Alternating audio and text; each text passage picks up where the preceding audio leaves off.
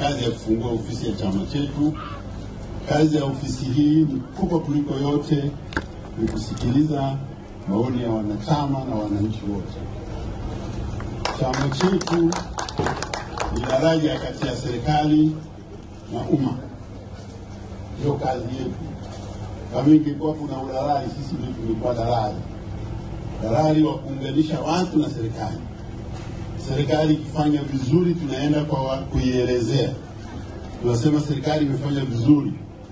Kama hivi sasa hapa katika wilaya Shinyanga mjini na katika mkoa mzima wa Shinyanga, serikali ya Rais Samia Suluhu Hassan ambayo inaongozwa na CCM imefanya mambo makubwa, au sio? Ninyi hapa mlikuwa mna hospitali. Imejengwa hospitali ya kisasa kabisa. Huko Mawaza. Sasa hakuna rufani kwenda Ugando. Ugando imesogea Shinyanga.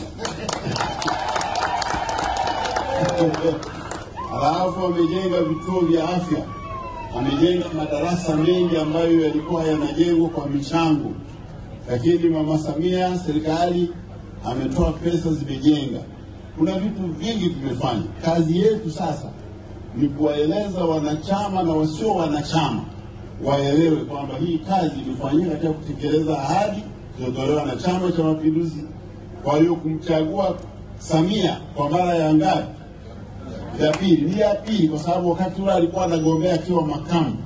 Aliyekuwa anaongoza tiketi ilikuwa marehemu Magufuli. Lakini tulipopiga kura tulimpigia Magufuli na nani? Na Samia.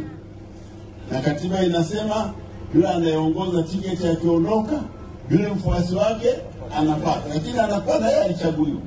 Maana tulichagua tiketi na watu wangapi? Sasa naye amaliza miaka 4. Katiba yetu inasema akikaa zaidi ya miaka 3 ana haki ya kupewa nafasi nyingine moja. Sasa ndio maana tunasema Samia